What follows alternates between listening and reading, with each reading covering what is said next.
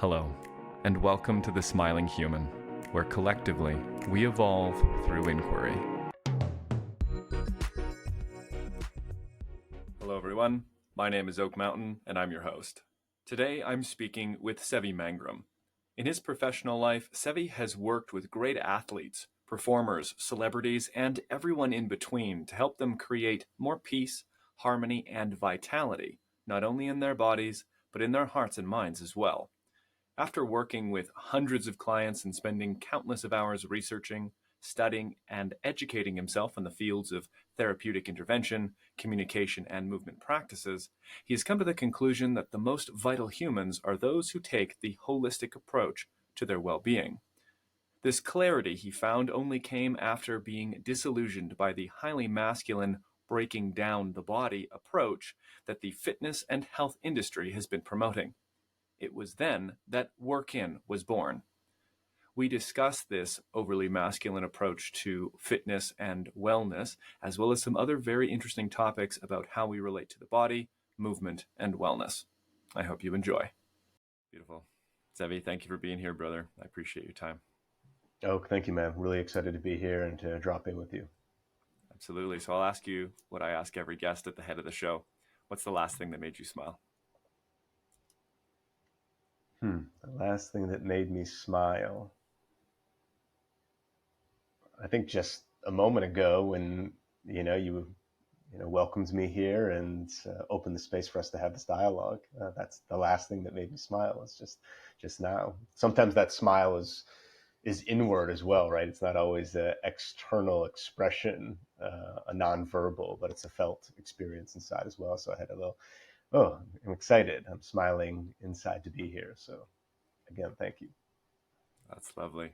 I've noticed that's a fairly common answer, and so I'm curious, maybe I need to up my game on the question, because people are like, I'm smiling to be here. And I'm like, this is great, and I'm warmed by that. But I wonder if the audience ever gets tired of hearing people say the same thing. But I I can think add maybe something not. extra. I can add something extra. I mean, there's nothing wrong with it. You've been authentic. I think that's the key. But if there's more that Mhm. made you smile, I would love to hear it. Yeah, just smiling prior to getting on this call, doing some research for a trip to Japan next week. So very, very excited about that exploration. So, Oh, yeah. That's going to be beautiful. I had a dear friend and colleague of mine, Wesley, just get back from 5 weeks in Japan, and he was completely enamored with it. So I'm sure you're going to have a great time. yeah, So definitely. the audience would have had a little bit of an introduction to you and your work through the intro of this episode, but I know for myself, I am curious. Your work is focused in movement and the body, and there's a lot or in the world of wellness now that is tuning into this sort of deep well of nourishment that comes from different types of movement, the integration of movement into wellness practices, and even movement as a means of personal and spiritual development as well. And I say tuning into from a Western perspective. A lot of the Eastern perspectives have been aware of this for a long time, but Mm. I'm curious, could you share with the audience perhaps the first encounter you had with a movement practice that was meaningful to you, and perhaps how that cascaded out into the journey you find yourself on today? Mm. Yeah, thank you for that question, man. So my response to that actually is it's not necessarily correlated to a movement practice, but rather sport. Basketball was the first thing that really attuned me or drew me into movement because it's easy to look at a game as very performative, and it can be, right? As basketball is a competitive sport, it's very performance based. Obviously, there's the NBA and the WNBA and this business that has been created around this movement practice, but it also, to me, it's an art form. It's one of the most beautifully self-expressed sports there is that happens to embody movement and different ways of moving. So basketball was the first thing actually that really drew me in. Now it wasn't an art form or an expression of healing, but for me it really was. Basketball was a means in which for me to express myself and to connect with my physical body. So that was the initiator for me. I love the idea of sport as the art of movement. And I think that when we really start to look at these higher levels of athletic performance, there is absolutely a level of expertise and artistry to it.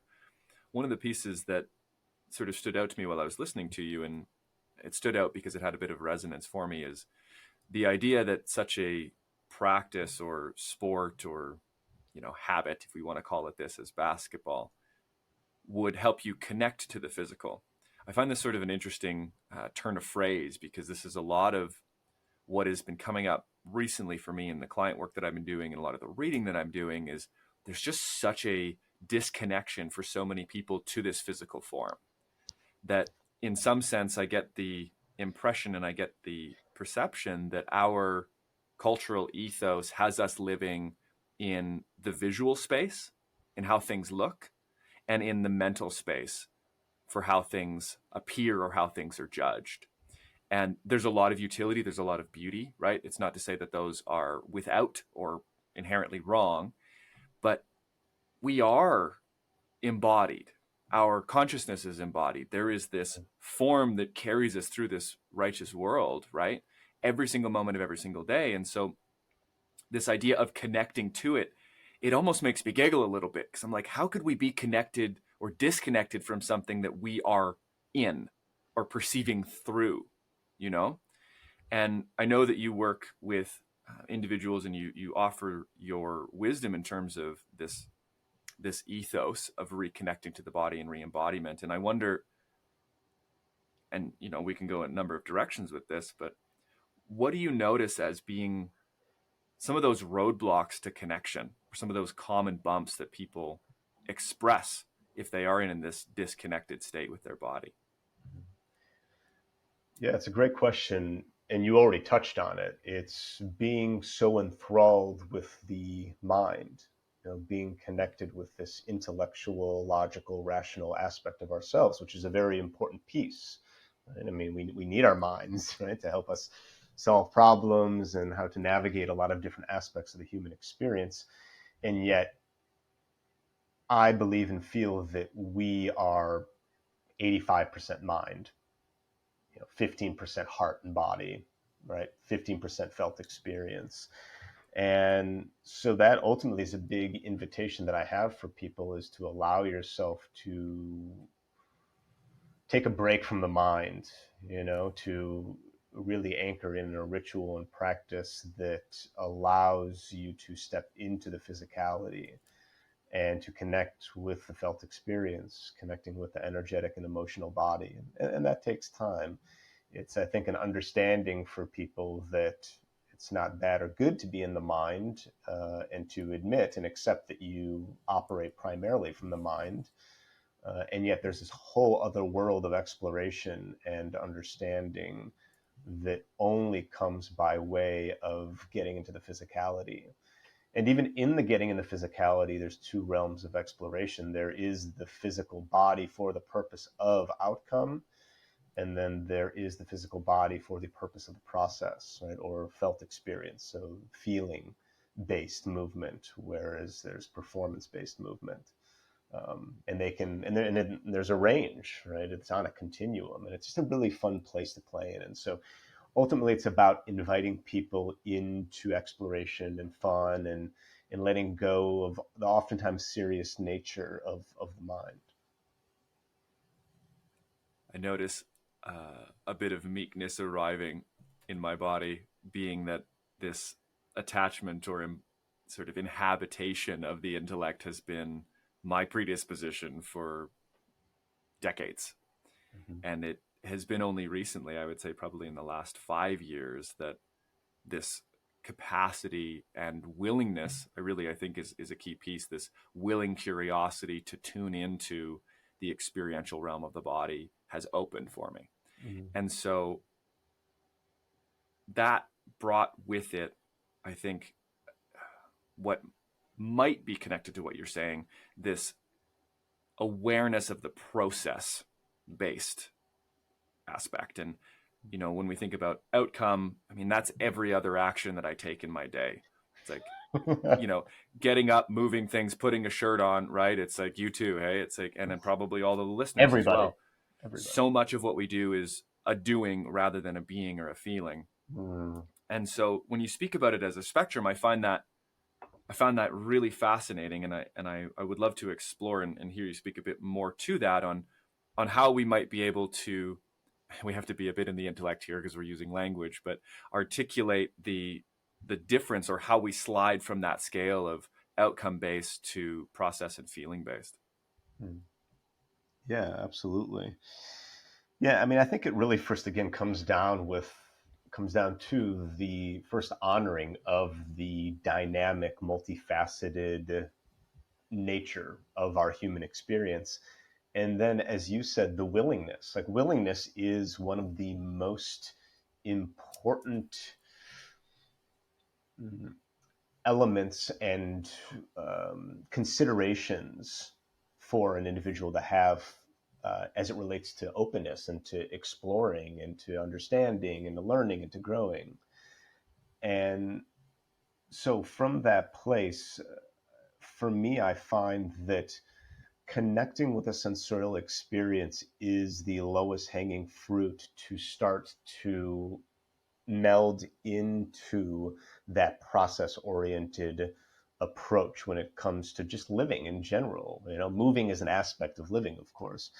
And so oftentimes when I'm working with clients one on one, what I'll invite them into is a sensorial meditation practice where I will, have them focus on closing their eyes, closing their nose, like, and just tuning into being in the listening. So just paying and trying to attune to the sensorial experience of your auditory sense. And then doing the same thing too with inner and outer vision, smell, taste, touch, right? Putting hands on things without seeing them, tapping into, of course, the felt experience, just feeling and letting that be a precursor to movement. And I really think that invites people to start to strip down all of the even beautiful distractions, but it's like we are constantly being bombarded by our sensorial experience. And so I mean, essentially, that this, that's why self-deprivation tanks have become so popular, because it allows you to be stripped from sound and from sight and really to get into the feeling body.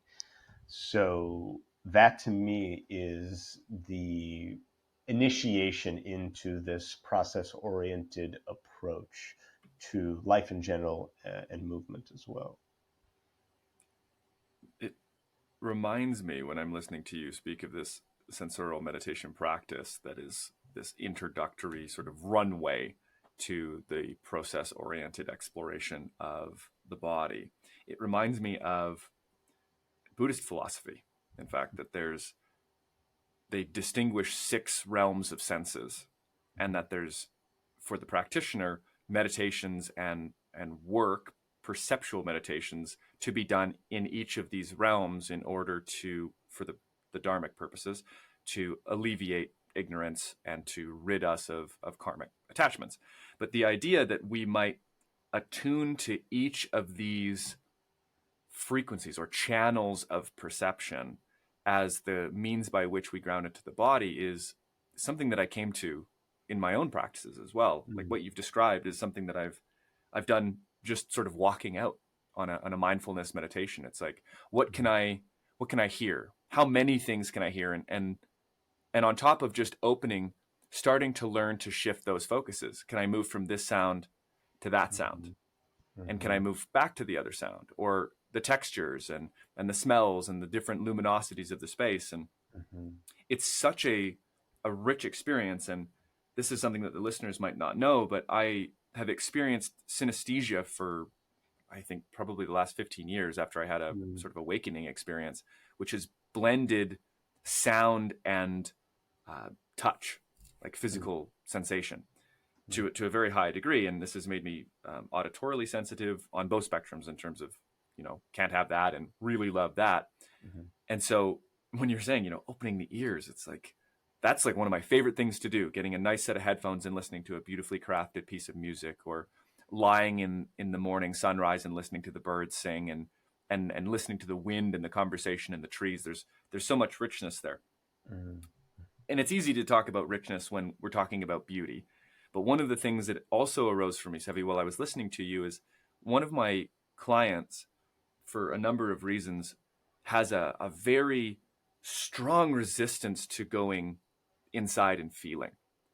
And as we know from trauma-based learning and approaches, so much of the pain that people go through gets stored inside the body, right? Trauma is Mm-hmm. not what happened. Trauma is how the body responded and held on to it. Gabor Mm-hmm. Mate says this. And so this, I'm just going to sort of like frog hop on three different ideas here, but this resistance that I think is not all too uncommon for people to actually feeling draws me to something that I actually encountered in episode 6 of this season 1 when I was speaking with Anya Rose, where she mentioned the difference between feeling safe and feeling safely. And that really started to shift for me. And I think that this is a piece of what you're touching on. And I'd love to know what you think about this and what arises for you as I'm speaking to it. But this idea of feeling safe is almost a destination to arrive at. We're still in this outcome oriented space. And this takes us into the mind, because the mind is problem solving. It is ascertaining means by which we could acquire this particular outcome. And it's also an avoidant or a moving away from wherever I am. Right. But this idea of feeling safely is more about this approach. It's about the process. How can I orient myself internally in this conscious space that I call body, in this conscious space I call heart, I call mind, such that whatever arises is met in a safe way, even if it doesn't feel safe, even if it feels scary, uncomfortable, overwhelming, being able to learn to meet those sensorial and emotional experiences that flow through the body in that safe way. So that's some of the pieces that arose for me. I'm curious what comes alive for you. Yeah, I think a lot about a tether or an anchor as it relates to feeling safely, right? Or like having a little, almost like a safety mechanism, right? That is supporting you in the allowance of getting still or quieting or opening or softening. Because as you mentioned, that's where things come up, right? It's like, that's why a lot of people don't feel ready to do psychedelics or have a challenge with meditation and getting quiet, because in that space things come up, right? Ultimately, that's why people keep themselves so busy, because it's not easy to take a look at yourself. And even just sitting still and doing nothing is hard for a lot of people. A lot of people aren't even doing the things that they're doing because they enjoy doing them, but just to keep themselves busy and distracted from what's really being asked of them. So, to answer your question, it's providing people with a focus, right? And I guess we were talking about the focus of the felt experience or the sensorial experience. So, for me, the breath is such a great catalyst for that, right? It gives you something to attune to that's in a rhythm, no matter what the rhythm of the breath is. And we all know, as human beings, any human being that has two, brain cells holding hands understands that your breath is everything, right? You can last a long time without food, without water, without connection with other people. But your breath, if you're a, Olympic deep sea or deep diver, I don't know, record like 5-6 minutes, something, maybe longer, I don't know. That's not very long. It's not very long. So breath is a really beautiful focal point to allow oneself to safely navigate the quiet and the spaciousness and whatever it is that resides there. I also love having one's bare feet on the earth. Obviously, we know about the benefits of grounding, or forest bathing, whatever language we want to use. That is so deep and meaningful to have that connection, feeling that support beneath you. So for me, the breath is like the tether, and the bare feet on the ground is the anchor. So those to me are really valuable touch points for navigating safely into uncharted territories. The breath is a very interesting element when we look at it psychophysiologically, because it's one of the few aspects that is both automated and can be controlled by volition. And so it's almost as though it occupies this bridge space between these automated, stored, the deep well, perhaps just below the conscious, and the more metacognitive or conscious mind.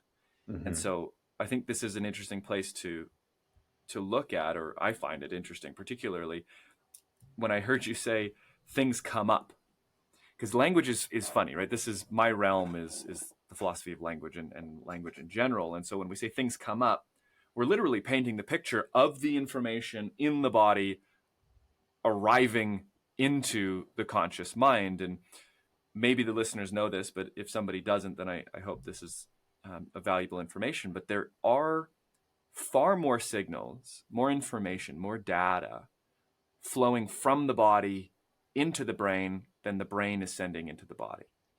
Oh, And this is yeah. a really, really important piece to know, because we tend to believe, this is what I've perceived, that we think with our brains.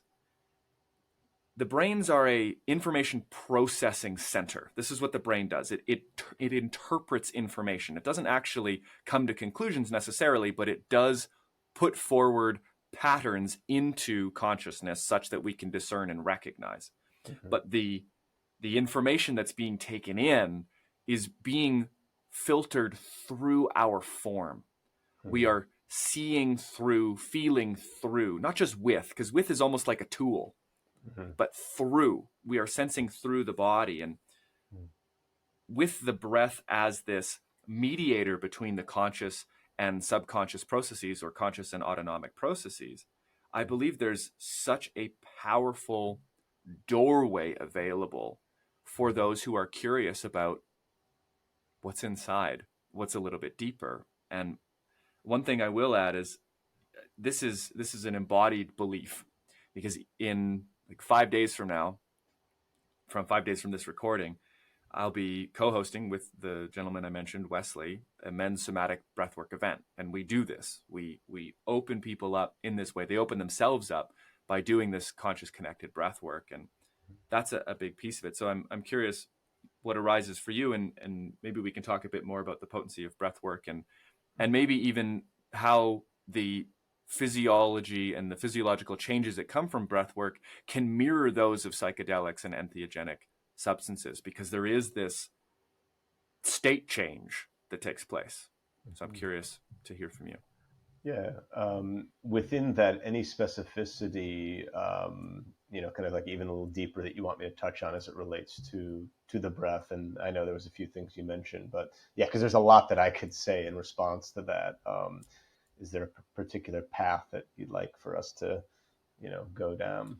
Yeah, I mean, my point of greatest curiosity is whether or not particular modalities are more or less effective at eliciting change, emotional release, as an example, Mm-hmm. because there's ranges from pranayam, Wim Hof, conscious connected breathing, DMT, holotropic. There's all of these things, and I'm sure some people might feel overwhelmed. I know I've been a bit like, where do I start? Yeah. And they have different utility and different applicability. So I think that's where I'm most curious as to when we're speaking about dropping into the body, opening up into these more maybe the stored emotional energies, broadening those channels. In your experience, have there been, or is there a particular modality that is most effective? Yeah, yeah, for sure.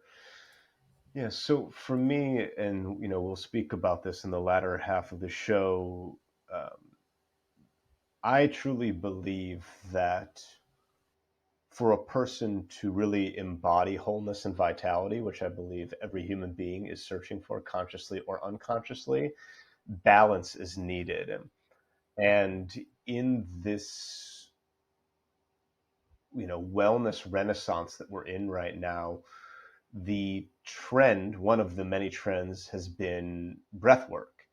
And you can put breath work as, almost the way that I look at it from my philosophy, which we'll talk more on the second side of the show, is, breath work is an umbrella, a smaller umbrella under the greater umbrella of wellness, right? And underneath that, you have breath practice and you have breath work.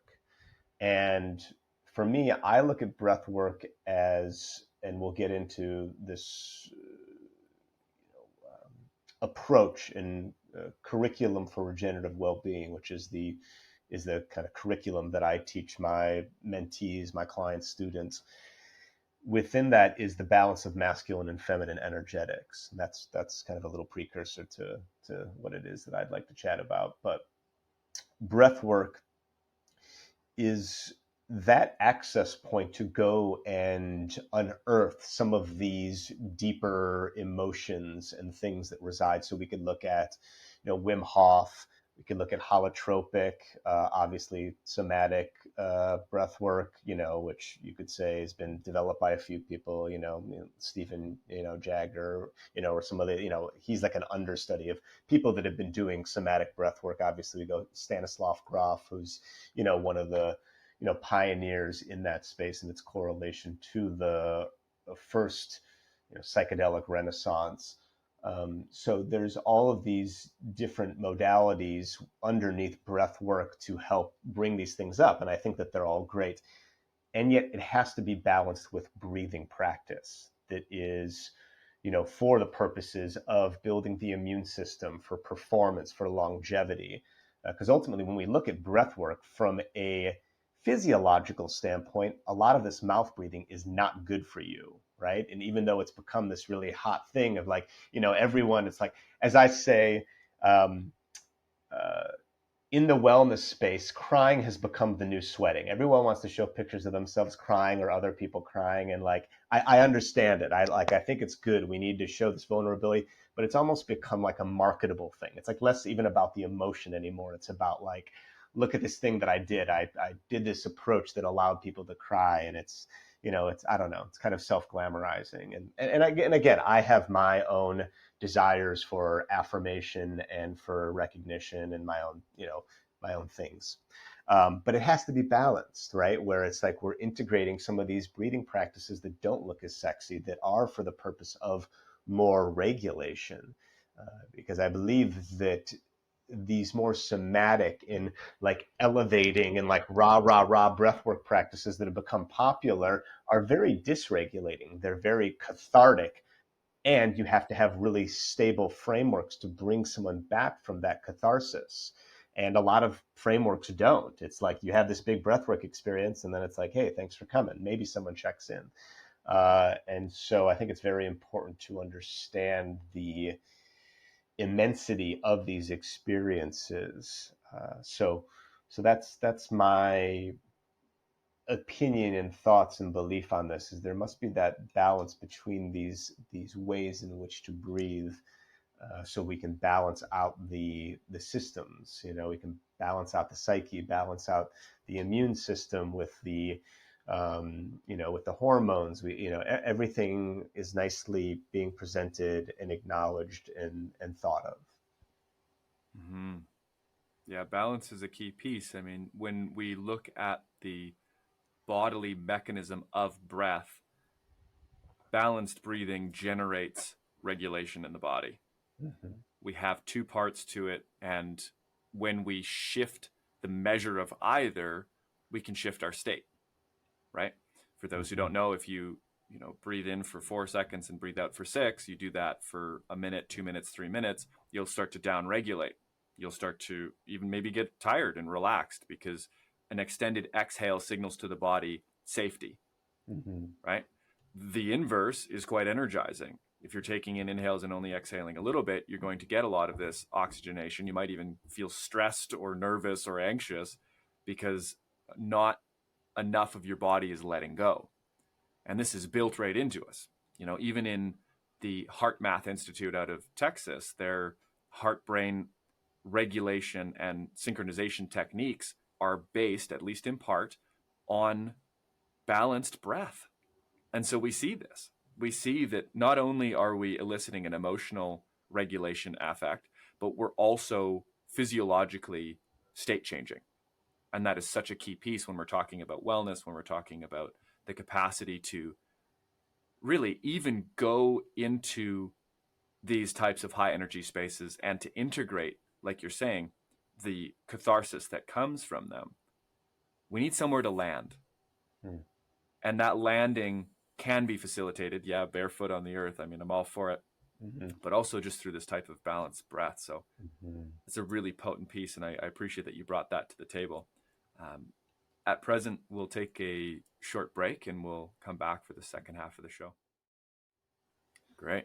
Well, now we begin the second half, which starts with a section I call Question of the Week. This is where I invite our guests to bring forward an inquiry, something that is important, exciting, or interesting to them that they want to share with the audience or perhaps pitch to me. So, Seve, what have you got for us this week? Yeah, so the question is less of a question. It more relates to an understanding or an idea, and that is the idea of masculine and feminine energy. And there's so much noise happening right now around gender, right? And all of this very interesting expression and conversation that's happening around gender, right? And gender fluidity and neutrality and this whole dialogue. And I think the most important thing to remember is that we as human beings, regardless of what you associate as, whether it's from a physiological standpoint, a psychological standpoint, uh, at the end of the day, we both have masculine and feminine energetics, no matter what. And I think that is the point in which we need to set our sights on and put our focus on, and really attuning to how we're operating and moving through the world based upon these energetics. As I'm of the belief that we as human beings, especially in American culture and society, generally move towards an overly masculine expression of life, right? I mean, as we, in a social structure, we look at America predominantly, in the world at large, as a patriarchal society. But now that word has gotten, toxicity poured all over it, right? It's like the toxic masculine, the patriarchy, down with the patriarchy. And it's like, no, it's like really at the end of the day, it's the integration of the matriarchy and the patriarchy to be reflectors of each other and to create something greater.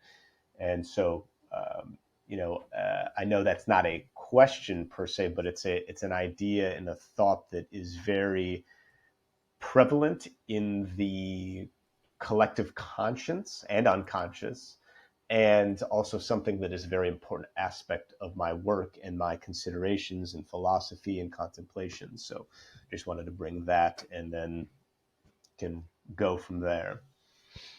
Sure. I think the very first piece that needs to be spoken to is the recognition that there's a distinction between maleness and masculinity and femaleness and femininity, and that masculinity is rooted in maleness. It is typically expressed by the male form on average for the last 300,000 years, 500,000 years, historically, evolutionarily. And the same with femininity, it is rooted in femaleness.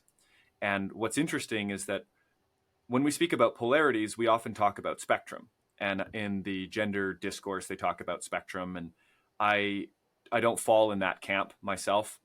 The literature that I've been exposed to and the research that I've done has led me to conclude that what people are speaking about when they're talking about gender is actually temperament.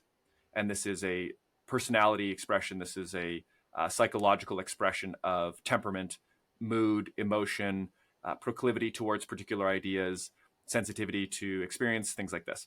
Mm-hmm. And so, okay, now if we're looking at masculinity to femininity, that exists on a spectrum. Absolutely. There Mm-hmm. is space in between for an individual, an action, a disposition to fall anywhere between what we might say the first percentile, the 99th percentile of the masculine expression of a particular trait versus the first, which would be the 99th in the feminine expression. Mm-hmm. We can move anywhere between those two. Mm-hmm. What we cannot move between are zygotes. There's no intermediate zygote. We have spermatozoa, we have ovum. So we have a binary. And this binary is really important because it gives us points of reference that branch out into these different temperaments. Mm-hmm. And I would absolutely, positively agree with you that our culture is in an excess of yang, an over emphasis on the masculine. And I don't think necessarily, and this is, again, just my personal disposition, viewers don't need to agree, you don't need to agree. We can have any sort of discussion on any of these ideas to the depths that feel right. But I don't believe that an excess of yang is indicative of a patriarchy. What I think an excess of yang is very much to the point that you've said, is a lack of integration, but also a lack of maturation of both the masculine elements and the feminine elements of individuals internally, this balance. And all bodies, and I don't want to say all people, but I want to say all bodies, are constantly and inherently moving towards a state of balance. This is the orientation of life, is towards balance between these two forces. And so there's an impetus on all of us, men and women, to recognize and address the disbalance that arises in ourselves. And I think this is one of the pieces that comes down to a willingness to feel and a willingness almost to admit what's actually taking place. Because very often an expression of this excess of yang is this overemphasis on rationality, on the intellect, on reason and problem solving, on the acquisition of wealth, on doing, the go-getter mentality, all of this. And there's nothing wrong with this. We need people who can get off their ass and get things done. Period. Everyone needs to. 100%. 100%. In different ways, to different degrees, at different times. One of the pieces that I'll bring this back around to willingness is that so much of what I see embedded or grafted onto the cultural narratives around this type of emphasis on problem solving, or the exaltation of this hyper yang, it's actually a running from feeling. Because so much, at least, and this is my belief, again, you inform me if you feel differently, if you think differently, but so much of why I have resisted feeling, and so much of why I hear my clients resist feeling, is that they lose the sense of control that comes when they exist inside of this yang aspect. They exist inside of the element of, inside the intellect. And the sensation and the emotions that follow from the moment where they believe they're losing control, it's so intense and so uncomfortable and fear provoking that they go, no, thank you. I would much rather stay in the known, in the control, than to soften and open to what might be an uncontrollable intensity that will necessarily transform me. So again, it wasn't necessarily a question that you offered, so I don't have a question to offer back, but there's some territory to explore. Yeah, man. I mean, again, I think that there's such chaos in the realm and the space in which we're speaking about. Again, I have empathy and compassion for all human beings, and I also feel that there is maybe a psyop happening that is pushing the transgendered movement, as I have a lot of friends who are in the LGBTQ community who are not happy with some of the, like, it's almost a disassociation, right? Again, not to get too much in this dialogue, and I don't know, shots might get fired at me, but I'm ready to, take them up and absorb them. But it's like there is a lot of again, trauma response that's happening by way of some of the things that are being pushed from the powers that be. But anyways, we don't have to go too deep in that. But as it relates to the energetics, which every human being, whether they identify as a dog, a goblin, a vampire, or whatever the fuck it is, there is a masculine and feminine energy that exists in everyone, and it's on a range. And it's about being able to touch the edges and the extremes of both and find the oscillation here. Again, every single person that I've worked with in holistic health coaching over the last 15 years that I've been doing this has either been too extreme in the feminine, that shows up in my eyes as depression and disassociation, feeling disconnected and ungrounded, or being too much in the masculine, being hyper anxious, manic, edgy, like super rah, rah, rah type A. Again, right? This very hyper masculine, which most of our society has operated in. This is in the intellect, into the mind, into the attachment to control, which, let's be completely honest, we have control over so very little. And that's why I love movement. That's why I invite people to movement. I was like, here, you want something to control? Let's control your body as we go through this rotation to reach with the dumbbell, right? So this is a great opportunity to explore that, but realizing ultimately that we have so little control. And so being able to practice things that allow for us to oscillate between these two, to explore that range. And then for people that are ready to go deeper and further into oftentimes needing into the feminine, opening themselves up to sit in ceremony with ayahuasca or a medicine where you have to learn the art of surrender, which is a feminine energetic art form, right? So, that's that.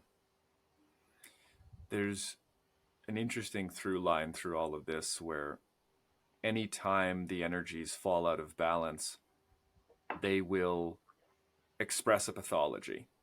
Mm-hmm. And I think that that's a really important thing to recognize. And what I mean by that, for listeners who might go, what the hell is a pathology? There's a set of symptoms that are recognizable, consistent, and would lead to a diagnosis, quote unquote, for this particular disbalance. And when we're talking about this excess of yang, you talked about the almost frenetic, you didn't use this word, but this frenetic, almost volatile, high strung, action oriented, can't rest, doesn't want to feel. I would also add rigid is a really big Sure. piece, right? Mm-hmm. This is what it is. And there's, yeah, exactly. Yeah. Stiffen up, there's a wall to it. And the excess of yin is almost an emptiness, right? Because when we talk about yin and we talk about femininity, there is this receptive quality. There's a spaciousness. There is the undefined element to it. And when we have too much, I was going to say too much of not enough definition. When we don't have enough definition, Basically. yeah, Yeah. let's go with the economy of language here. When we don't have enough definition, we cannot orient or take meaningful action towards any particular end. And so you spoke about the control element, and you mirrored that from my sentiment that I expressed, and you wove it into exercise. Okay, if you want something to control your muscles, control your body, engage your core, these types of things. And to me, that is yang, but it is a contained, focused, and grounded expression of yang. And I wonder what would be the reciprocal, what would be a healthy exploration of yin in the body, in movement, since we are talking about yang as an excess. What might people explore in that realm? You just primed me and basically set it off the glass for me to slam it home using the basketball analogy. I actually developed my own proprietary embodiment movement meditation practice that is for embodying the feminine through the articulation of the joints. So there is a concept that one of my mentors coined called working in, which is the opposite end of the spectrum to working out, right? We can look at working out as a masculine expression of movement and then working in as a more feminine. And so I took that concept and I actually made a tangible, unique practice based off of that. My background in movement while playing sports and basketball, I became very serious and danced at a relatively high level, funk styles, hip hop, did a lot of martial arts, explored movement arts such as Feldenkrais, Alexander technique, all these things. And so I fused some of these elements together into working, right? So not working in, but WRKEN, the practice of working in, right? So it's like, what are you doing? And I'm working, right? So It is a exploration of the 6 primary joints: the wrists, the shoulders, the cervical spine, the thoracic spine, the hips, and the ankles. And it's exploring them in all 3 planes of motion. Excuse me. So the linear, the lateral, and the rotational, which has its own language in the work in philosophy. And it's allowing oneself to bring hydration to the joint space and the soft tissue that is connected over these joint spaces, to allow for more spaciousness, mobility, better articulation, better body awareness and attunement, tensegrity, right? All these things that allow the body to work optimally. I always say to people that I am one of the very few people that I know that has no pain, zero pain in my body, like not even rigidity. And it's not to blow smoke up my own ass, but it's to that I am the ultimate testimonial of my practice. It's the reason why I don't have any pain. And I have metal in my body. I have broken almost every single, big joint, a la more the wrists and the ankles, never obviously the spine, but the extremity joints, I should say. And I've been able to, through the bodies of work that I've integrated, and of course the physical therapy and the rehab, get myself back to a place that the doctors and surgeons said that I shouldn't be. So that's just kind of a testament. So that is a bit of a long-winded way of sharing an answer to your question of how to get into the feminine is through a practice like work. And of course, Tai Chi and Qigong are very fluid, water-based, which water is a feminine element. So very water-based movement, right, that can bring emotion up, but is very fluid, is non-contractile. Ecstatic dance can be something, contact improv, 5 rhythms, right? Some of these more intuitive, felt-based movement practices that are on that feminine spectrum of exploration. Beautiful. I'm happy to have given you such a slam dunk layup there. Yeah, it felt good. It's a potent thing to recognize that there are there's a map for this. This is one of the things that I think is so empowering, that when I'm listening to you speak, I mean, I'm learning, which is partly why I do what I do in these conversations, because Mm-hmm. I want to transform my worldview. But the idea that there are distinct planes of movement, there are 6 major joints, moving through them in these particular ways with a clear intention will elicit results. And I think when you're talking to your own work or the work like Qigong and Tai Chi and these more ancient practices, there there's a reason why it's structured. And this is kind of interesting, right? Because there's a balance when we're talking about yin and we're talking about structure and we're talking about fluidity, that the body needs, how to say, unpatterned movement. It needs novel movement. That's one thing that it needs. It also needs this fluid, uncontracted movement. That's another realm of it. And it also needs to be able to, at least mine does, to be able to push, to exert this more direct, linear, weight carrying and active expression. There's all of these different pieces that need to be addressed. And it's quite interesting to look at the difference between the yang, which is the structure, which is this working out. It's like, the isometrics, the isolated movements, with dumbbells, and it's like, oh, I'm just going to work on my bicep, or it's just going to be calves today, or it's like, great. The specificity and the direction is great because we're paying attention to this. And then moving into something like work-in or qigong or tai chi, it's a wholeness practice. It's an integrated practice where we are fluidly moving all of our parts such that the energy allows, or we allow, or the energy moves us in a way that is uninterrupted meaningfully. Mm-hmm. And then this idea of unpatterned movement, you talked about ecstatic dance. That's very helpful.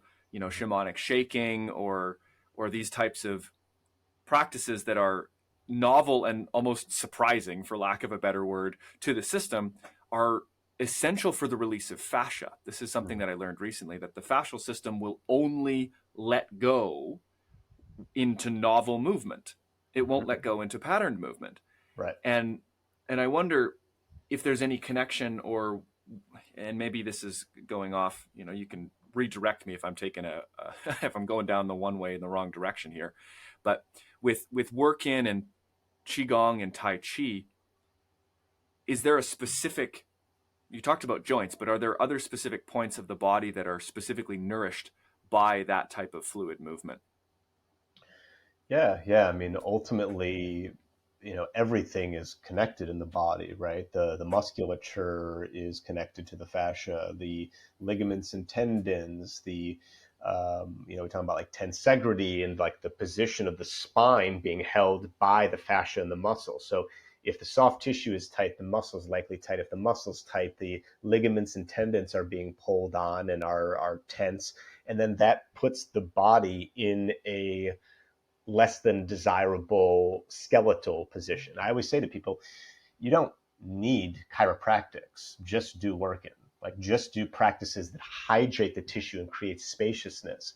Because oftentimes you have misalignments in the spine where there's imbalance due to overuse or injury or density in the body. And so the body, it's yeah, I mean, it's not to say that chiropractics doesn't serve its purpose. It's also looking at the fact that chiropractics and these modalities that are really just uh, adjusting the skeletal structure. There are some chiropractics that are more integrative and they do muscular work and they balance, things out and get really specific. But ultimately, it's a lot of we would say passive work. So you're passively recovering when someone's doing the recovery to you: massage, cupping, acupuncture, reflexology, da da da da da. But working is a practice where you're actively recovering. You don't need the dependence on anyone else to do it for you. You are empowered in yourself. And so I know I'm getting a bit off topic with what else is being affected by some of these modalities. But yeah, I mean, the internal organs, a lot of the involuntary systems of the body are being affected when you're opening things up and you're allowing room for the emotional body to move.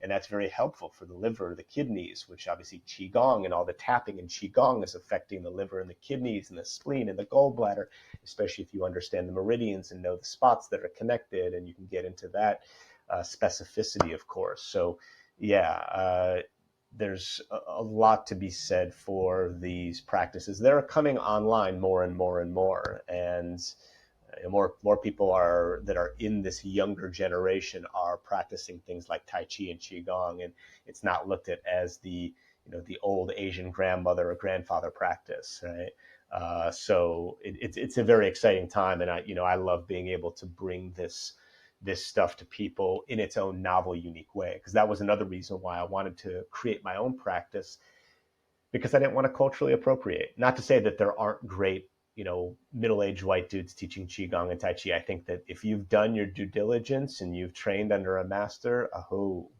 beautiful.